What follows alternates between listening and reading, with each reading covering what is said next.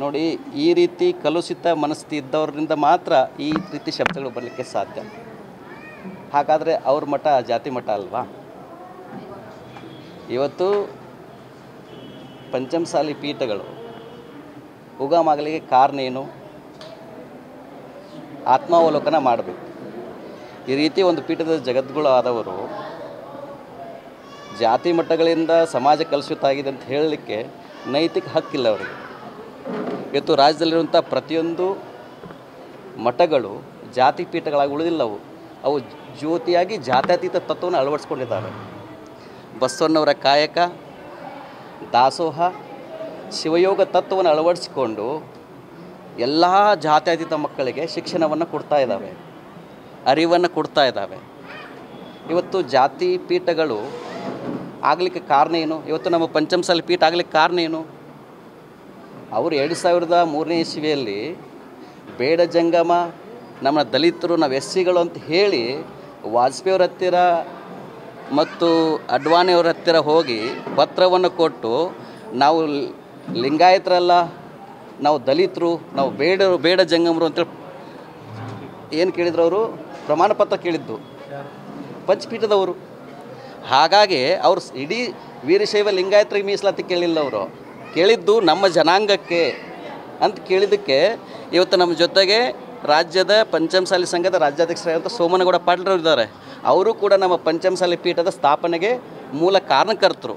ಹಾಗಾಗಿ ನಮ್ಮ ಸಮುದಾಯ ಇಡೀ ರಾಜ್ಯದಲ್ಲಿ ವೀರಶೈವ ಲಿಂಗಾಯತ ಒಳಪಂಗಡಗಳಲ್ಲಿ 80% ಹೆಚ್ಚಿರುವಂಥ ಸಮುದಾಯದ ಪೀಠಗಳು ಪಂಚಮಸಾಲಿ ಪೀಠಗಳು.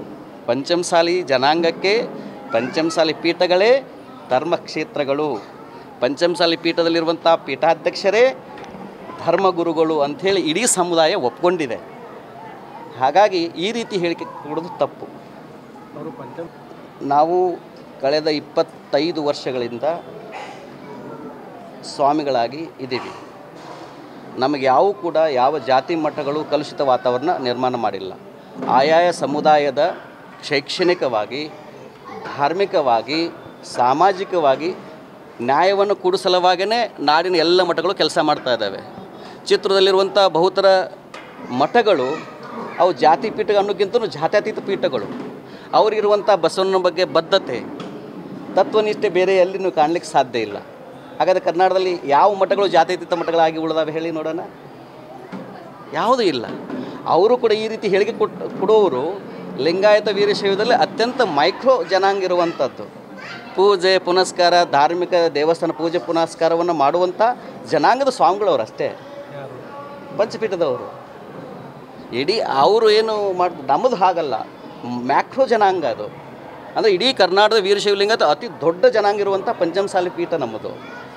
ನಮ್ಮಿಂದ ಯಾವುದೇ ರೀತಿ ಕಲುಷಿತ ಇಲ್ಲ. ನಾವೆಲ್ಲ ವೀರಶೈವರು, ಲಿಂಗಾಯತರು, ಎಲ್ಲ ಒಳಪಂಗಡದ್ರು ಒಂದಾಗಿ ಹೋಗಬೇಕು ಅನ್ನೋಂಥ ವಿಚಾರ ನಮ್ಮದಾಗಿದೆ. ಏನನ್ನ ನಮೂದನೆ ಮಾಡಬೇಕು ಅನ್ನೋದು ಹೀಗೆ ಹೇಳೋದಿಲ್ಲ ನಾವು ಸಡನ್ನಾಗಿ.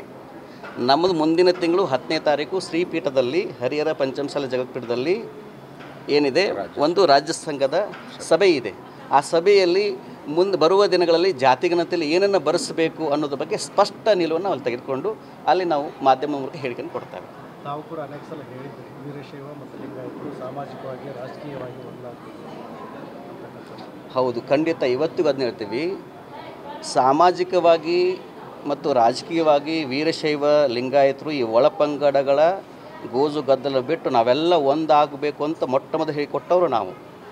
ಹಾಗಾಗಿ ನಾವೆಲ್ಲ ಒಂದಾಗಿ ಹೋದರೆ ಮುಂದೆ ಸಾಮಾಜಿಕವಾಗಿ ಮತ್ತು ರಾಜಕೀಯವಾಗಿ ಲಿಂಗಾಯತರಿಗೆ ಮತ್ತು ವೀರಶೈವರಿಗೆ ಅಸ್ತಿತ್ವ ಇದೆ. ಇಲ್ಲವಾದಲ್ಲಿ ಹೀಗೆ ಒಳಜಾತಿ ಹಿಂಗೆ ಒಡ್ಕೊಂಡೇ ಈಗ ಯಾಕೆ ಒಳಪಂಗಡಗಳಾದವು, ಒಳಜಾತಿ ಮಠಗಳು ಯಾಕೆ ಆಗತ್ತವೆ? ಈ ರೀತಿ ತಪ್ಪು ಹೇಳಿಕೆಗಳಿಂದ, ಆ ಪೀಠದಲ್ಲಿ ಕೊಟ್ಟಿರುವಂಥ ಪೀಠಾಧ್ಯಕ್ಷರ ತಪ್ಪು ಹೇಳಿಕೆಗಳಿಂದ, ತಪ್ಪು ಮಾರ್ಗದರ್ಶನದಿಂದ ಇವತ್ತು ಈ ಥರ ಆಗಿರೋದು. ಇನ್ನು ಮುಂದೆ ಆಗಬಾರ್ದು. ನಾವೆಲ್ಲ ಒಂದಾಗಬೇಕು. ಸಾಮಾಜಿಕವಾಗಿ, ಶೈಕ್ಷಣಿಕವಾಗಿ, ಔದ್ಯೋಗಿಕ ಈ ಸಮಾಜವನ್ನು ಎತ್ತಬೇಕಂತಂದರೆ ನಾವೆಲ್ಲ ವೀರಶೈವ ಲಿಂಗಾಯತರು ಎಲ್ಲ ಒಳಪಂಗಡ ಮರೆತು ಒಂದಾಗಿ ಹೋಗಬೇಕು. ವಿರಕ್ತ ಪರಂಪರೆ ಅಥವಾ ಗುರು ಪರಂಪರೆ ಬಗ್ಗೆ ಚರ್ಚೆ ಉಂಟಾಗ್ತದೆ. ಅದ್ರ ಬಗ್ಗೆ ನಿಮ್ಮದು ಯಾವ ಪರಂಪರೆ? ನೋಡಿ, ನಾವು ಗುರು ಪರಂಪರೆ, ವಿರಕ್ತ ಪರಂಪರೆ ಏನಿದೆಯಲ್ಲ, ಈ ಎರಡೂ ಪರಂಪರೆಗೆ ಮೂಲ ಯಾರಪ್ಪ ಅಂದರೆ ಭಕ್ತರು. ಭಕ್ತ ಪರಂಪರೆಯ ಪೀಠಾಧ್ಯಕ್ಷರು ನಾವು, ಯಡಿಯೂರು ಸಿದ್ಧಲಿಂಗೇಶ್ವರ ಪರಂಪರೆಯವರು ನಾವು, ಅಲ್ಲಮ ಪ್ರಭುದೇವರ ಪರಂಪರೆಯವರು ನಾವು, ತೋಂಟದ ಯಡಿಯೂರು ಸಿದ್ಧಲಿಂಗೇಶ್ವರ ಪರಂಪರೆಯವರು ನಾವು, ಅತನಿ ಮುರುಗೇಂದ್ರ ಶಿವಗಳ ಪರಂಪರೆಯವರು ನಾವು, ಸಿದ್ಧಗಂಗಾ ಪೀಠಾಧ್ಯಕ್ಷರಾಗಿರುವಂಥ ಶಿವಕುಮಾರ ಮಹಾಸ್ವಾಮಿಗಳ ಪರಂಪರೆ ನಾವು, ವೀರ ಸಿಂಹಾಸನ ಪೀಠಾಧ್ಯಕ್ಷರಾದಂಥ ಸುತ್ತೂರಿನ ಜಗದ್ಗುರು ಪರಂಪರೆಯವರು ನಾವು, ಸಿರಿಗೇರಿಯ ತಳುಬಾಳು ಜಗದ್ಗುರು ಪೀಠದ ಪರಂಪರೆಯವರು ನಾವು, ಅಲ್ಲಿ ಮಹಾರಾಷ್ಟ್ರದಲ್ಲಿರುವಂಥ ಕಾನೇರಿಯ ಸಿದ್ಧಪಾದ ಪರಂಪರೆಯವರು ನಾವು, ವಿಜಯಪುರದ ಜ್ಞಾನಯೋಗ ಸಿದ್ದೇಶ್ವರ ಸ್ವಾಮೀಜಿಯವರ ಪರಂಪರೆ ನಾವು. ನಮ್ಮ ಪರಂಪರೆಗೆ ಅದಕ್ಕೆ ಹೇಳ್ತಾರೆ ಭಕ್ತ ದೈಹಿಕ ದೇಹಿ, ಭಕ್ತಿ ಕಂಪಿತ ನಮ್ಮ ಕೂಡಲ ಸಂಗಮ ದೇವ, ಅಂಥ ಪರಂಪರೆಯವರು ನಾವು. ಗುರು ಪರಂಪರೆಗೂ ವಿರಕ್ತ ಪರಂಪರೆಗೂ ಮೂಲ ಯಾರಪ್ಪ ಅಂದ್ರೆ ಭಕ್ತರು. ಆ ಭಕ್ತ ವರ್ಗದವರು ನಾವು.